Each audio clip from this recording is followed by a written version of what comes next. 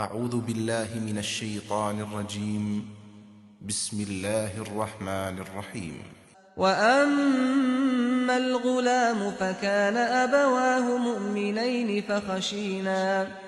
فَخَشِينَا أَن يُرْهِقَهُمَا طُغْيَانًا وَكُفْرًا فَأَرَدْنَا أَن يُبْدِلَهُمَا رَبُّهُمَا خَيْرًا مِّنْهُ زَكَاةً وَأَقْرَبَ رُحْمًا۔ رہا لڑکا تو اس کے ماں باپ دونوں ایمان والے تھے، سو ہمیں اندیشہ ہوا کہ کہیں وہ بڑا ہو کر اپنی سرکشی اور کفر سے ان کو تنگ نہ کرے، سو ہم نے چاہا کہ ان کا پروردگار انہیں اس کی جگہ ایسی اولاد دے جو پاکیزگی میں اس سے بہتر اور شفقت و محبت میں اس سے بڑھ کر ہو۔